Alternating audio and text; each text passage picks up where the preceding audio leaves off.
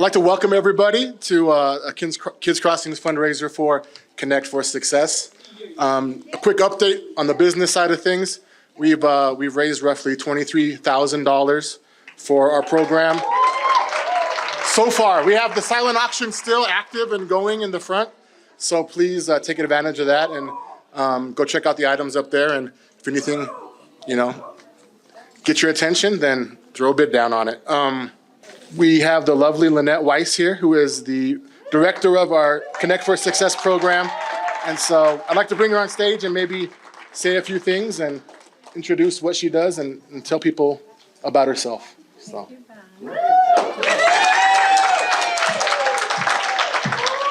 I know, well, let me start again. I knew there'd be this warm and wonderful feeling in this room tonight because we all share the same passion that is so deep within my heart and soul. And I know the same is true for all of you here. And that's the unconditional love each and every one of us has for our kids. And now, through the lens of Lee Oesterle, in honor of her mother, and with the blessings of our board members, we are able to provide a totally new way of reaching into their hearts, into a place that, again, they find so much failure and heartache. And this is their schooling. Academically, our kids can't, this is not a won't, they can't always regulate enough to stay in their prefrontal cortex to learn. Most of their lives have been and continue to be living in fight, flight, or freeze. This bottom-up model does not serve them well academically or with any life skills. Thank you again, all of you, for your support and for your love. On to some great comedy. Have fun.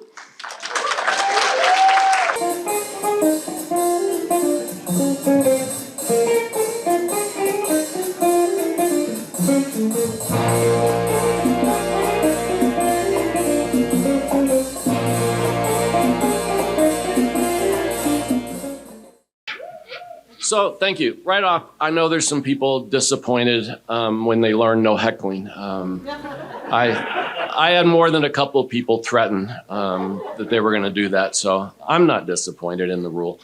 So the other thing I want to point out is it's my birthday today. Thank you. And so I would like to ask you all for a gift tonight, a birthday gift.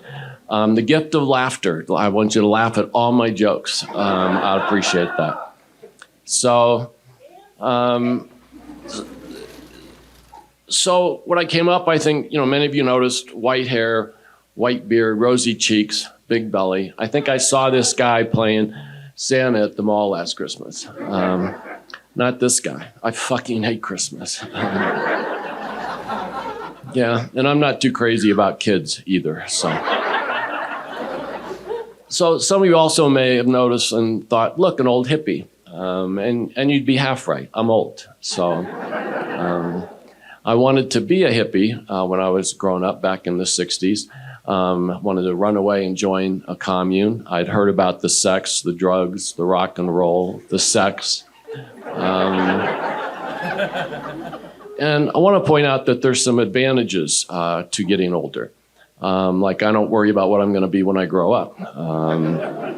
And I don't worry about climate change. I'm not going to be around when that shit hits the fan. So, and I no longer worry about dying young. So, others may have thought, and noticed that I walk funny, and that's okay. I'm just glad to be walking at my age.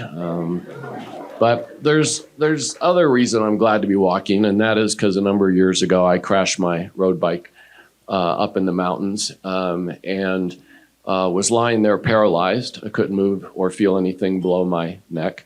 My first thought was I'm alive, and it seems so. And the second thought, and this is true, I thought I'm glad I do what I do for a living because I can do that from a wheelchair. And then my third thought was, shit, there goes my dream of doing stand-up.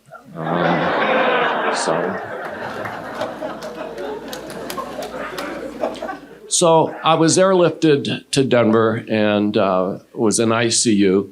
And while I was in ICU, I got really paranoid. And I thought the nurses and doctors were out to kill me. And I had a doctor come in and explain that what I was experiencing was called ICU psychosis. And he explained that's why I was having these hallucinations. And I let the doctor know how appreciative, thank you, doctor. I'm so glad you came in and explained this to me. I'm so relieved. Of course, that's what someone would tell you if they're going to kill you. When the fear kicked in, I was pretty much screwed. As Lynette mentioned earlier about fight, flight, or freeze, I was living that. And when the fear kicked in, the freeze mode, I'm lying there paralyzed, so I had the freeze mode down pretty good. But it wasn't going to help me out with somebody trying to kill me. The flight mode wasn't going to do me any good either. I wasn't going anywhere. So it left the fight mode, and I fought with the only way I really could, which was by being the biggest, angriest asshole I could be. And I'm pretty good at that. Seems like some of you already know that. Again, some of you may know this, but there's some examples. Years ago, there was an African-American caseworker named Ernie who told the story about being at the office, and a colleague, African-American caseworker, came in and was ranting about what a racist asshole Oesterle was. And he tells a story about taking her aside and saying, Oesterle is not a racist asshole. He's an asshole to everybody. So kind of like an equal opportunity asshole. So I think that, let's see, where was I? In the ICU. So my wife, Terry, tells me, it may not be a really good idea that you're treating everybody so poorly. Let's say they're not out to kill you. One of them, you just might piss one of them off bad enough that they think this old asshole needs to go. And then one day a doctor came in and said, we're not sure you have ICU psychosis because you're so rational and you can talk about it. And I said, well, that's probably because in the 60s, I did a lot of LSD. There was this one time where a guy had appeared before me in my dorm room and said some of the most profound things I've ever heard. I just wish I could remember what he said. I tried to write it down, but the pen kept slithering away. So I think that, I learned about a new kind of doctor when I was at Craig Hospital called a physiatrist, which is a rehabilitation doctor. And I think everybody's had that doctor, that special doctor that's just so caring and so passionate and compassionate and empathy and yeah, he wasn't like that. There was a day in the gym when they had me on the floor on a mat and teaching me how to get back in my wheelchair from the floor. And here he comes in the gym and I wave at him. He's in a wheelchair from an injury when he was a young man. So he comes rolling by and I'm like, hey, doctor, and he tips on how to get back in my wheelchair. And he doesn't slow down. He rolls by and he says, yeah, don't fall out of your wheelchair. What a guy. At Craig, there were times where, patients would be sitting around talking and, in the ICU, they really don't care about how you feel. They're there to save your life, and how you feel isn't a deal. But at Craig, that's where they did start to help you with your sense of well-being. And one of my favorite ways was the therapy dogs that they would bring in. Even though at first I couldn't pet them, it was still just cool being around them. And so one night at dinner, patients were talking because the dogs had been there that day. And one of the patients asked, why aren't there therapy cats? And yeah, we thought that was pretty funny. And one of the guys, and this is true, said that cats are the assholes of the animal kingdom. And, you know, you think I might have some affinity for cats, being that, but I don't. I really don't. I don't care for cats, and some of their owners. And so last summer, I made some flyers, posted them around, picture of a cat, beautiful cat, and big letters, cat found. And then you get up closer and you read, it says, thanks, he was delicious.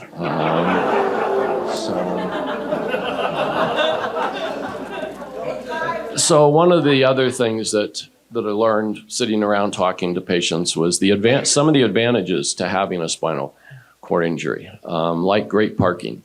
And, you know, last week we had the snow and the ice, and I overshot my driveway and ended up in the neighbor's lawn. And he came out and I pointed to my handicap tag and he went back in the house. It's like, so another advantage is being able to one-up people. I had a friend call a couple weeks ago telling me how he broke his leg. He was going to be on crutches for a couple months. And I said, you know, oh, geez, that is so horrible. I said, did I tell you about the time I stopped breathing and they had to put me on a ventilator? So where was I? Oh yeah, Craig Hospital. So just before I was being discharged, the doctor explained that there was no medical explanation for why I had made so much progress at Craig Hospital, kind of like a miracle. And, you know, some people really, you know, at that time get in touch with that higher power or reconnect with that higher power. And I know I did. I joined the fellowship of Amazon.com. And so I was raised a Catholic, and, you know, I remember with the basket and, you know, they wanted 10% of your income. And I don't remember getting anything in return. I checked the other day. I send Amazon a little bit more than 10% of my income, and they send me cool shit 2 or 3 times a week. And I know that Amazon's not perfect. I know that they're known, you know, to underpay their employees, overwork their employees. But you never hear about any little boys being molested. So.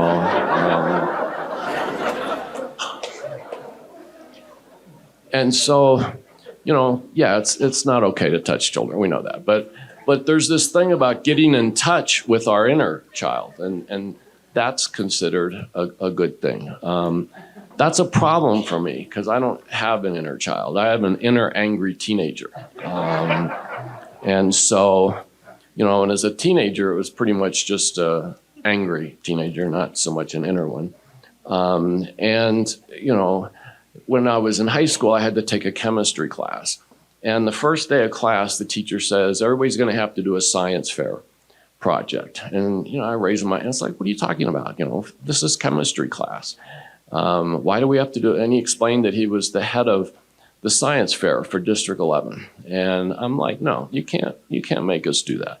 So he gets up and on the board, he says, option 1, submit a science fair project. Option number 2, don't do option number 1 and get an F for the class. And I'm like, you can't do that. So I showed him I did not do a science fair project. And then he flunked me. And it gets worse because then I had to take the class again. And so like every morning, I swear I'd go in and he'd smirk at me and, oh, good morning, Mr. Oesterle. How are you doing today? So, you know, I learned some things about myself at that time. I learned that I liked a good fight, but I learned I don't like losing so much. And, you know, I don't want to blame my older sister for having this inner angry teen, although I think she probably deserves some credit for it. And when I was about 8 years old, we're sitting at the table and she's got a hammer and she says, put your hand down on the table. I'm not gonna put my hand down there. And she's like, no, really, it's okay. Trust me. And, you know, I love you. And so put my hand down there and wham, she hits me with the hammer. So I go in and tell my mom what my big sister did. And my mom was like, if you're stupid enough to put your hand down on the table, you deserve to get it hit. So again, learning some other things about me. And so my life really changed not long after I got married, actually, is when I learned about the 3 rules of control battles. Rule number 1 is avoid control battles at almost any cost. And I forgot to mention, was developed for dealing with troubled kids. So rule number 1, avoid control battles at almost any cost. Rule number 2 is if you get into a control battle, you must win at all costs. Which leads to rule number 3, which is you must pick your battles very carefully. So an example, when I was clinical director at Chins Up years ago, residential program, I got called one morning because there was a kid refusing to go to class. So I go up on the unit and there's this kid kicked back, laying on the couch, dozing off, and 3 very frustrated staff. And so it was pretty clear to me that they had picked the wrong control battle with him. So I chose a different approach. So I went over and I'm talking to the staff, and the kid's not that far away, but we can't see him. He's laying on the couch. We can just see the back of the couch. And so I'm saying to the staff loud enough, but pretending like I'm whispering, but making sure you can hear. And I'm telling the staff about how the Chinese developed torture around sleep. And that for years, we knew that if you keep somebody up, that was a form of torture. But the Chinese had learned that if you let somebody go to sleep, wake them up, let them go to sleep, that was really much worse. So I shushed the staff and I said, okay, so we need to make sure Johnny is asleep. And so then I snuck over and I yelled, hey, as loud as I could. And the staff that were there that told that story afterwards said that I levitated the kid off the couch. And of course, they just start laughing and the kid's pissed. And so I shushed the staff and I'm like, okay, let Johnny get back to sleep. And so I'd start to sneak over and his head would pop over and they would laugh when he did that. And it only took a couple of times of that. And he was like, fuck you, I'm going to class. So that's an example of how that works. Now, my wife said for years that I used these 3 rules of control battles in our marriage. And early on, that was certainly true. But over the years, I developed an approach. I took the 3 rules of control battles for dealing with troubled kids, and I created the 2 rules of control battles for relationships. So rule number 1 is the same. Avoid control battles at almost any cost. The second rule is, yes, sir.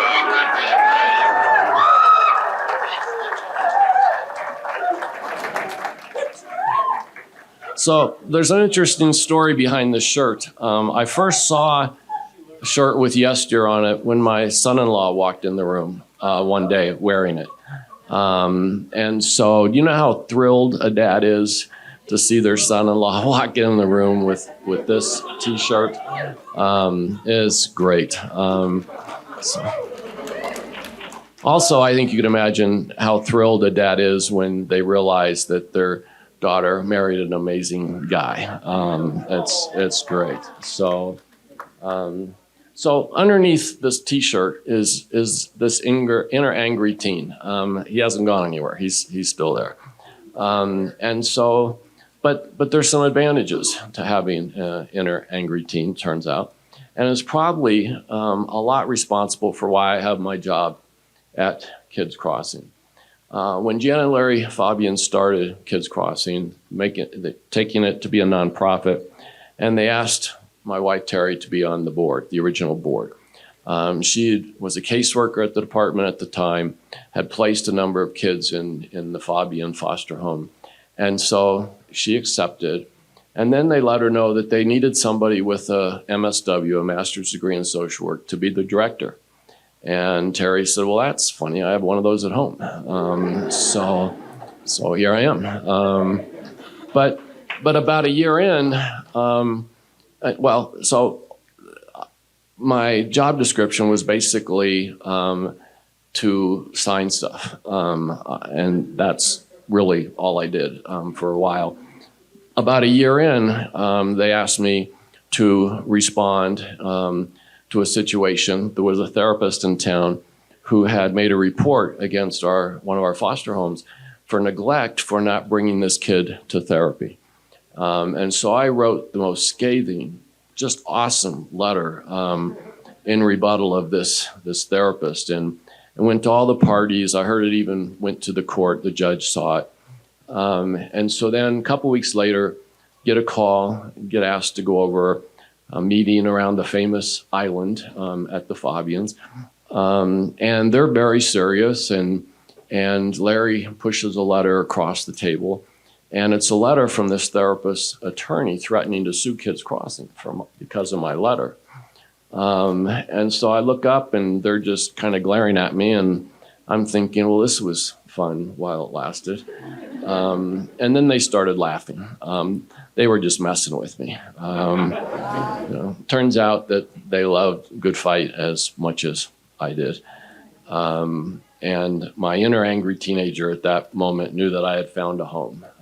So it was great. So where was I? Leaving Craig Hospital. So after 4 months of really hard work, I walked out of Craig Hospital. Thanks.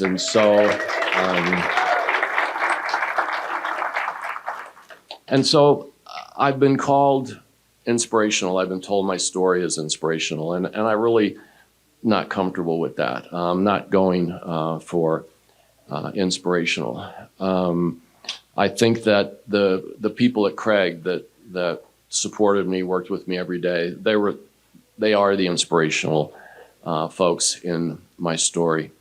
I think that this accident, this incident that happened to me really changed my life in some amazing ways. And as I'm saying that, I realize that it's not what happened that's changed my life. Again, it's the people that have been there for me. People at Craig I mentioned, my family, friends, Kevin and Lisa, a lot of people that are here in this room are the inspirational folks in my journey. And I want to point out that you all are inspirational for the folks that need you, and that you are providing inspiration for some of the most vulnerable members of our community. And I want to give a shout out and say thank you to everybody.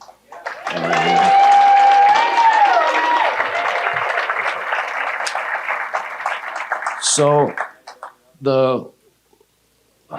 finally, I want to give a shout out to one person that has been there, and so I mentioned it was my birthday, and 49 years ago today, my mother threw me a birthday party. I was turning 23. I had just been living in Denver, dropped out for a while. And so I got to know quite a few people, and had just gone back to Fort Collins to school. And so my mom was throwing this party the next month. And so I come down and I bring this beautiful young woman with me. Didn't tell my mom. And I get there, and turns out that my mom had invited my ex-girlfriend without telling me. And so my mom was rooting for us to get back together. And so I'm sitting there with this beautiful young woman in my lap, getting a birthday hug and kiss, when my ex-girlfriend walks in with a gift that turned out to be this beautiful green knit sweater that she had knitted.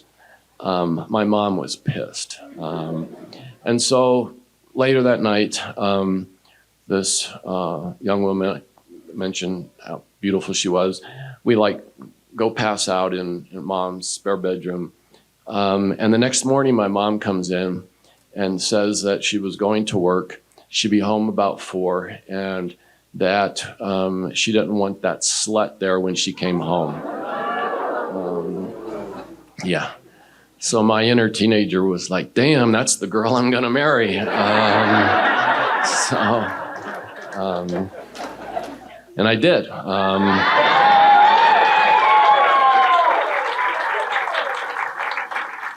Yeah, and so been married for, well, a long time, 44 years. So, did I mention how beautiful she is? So thank you all.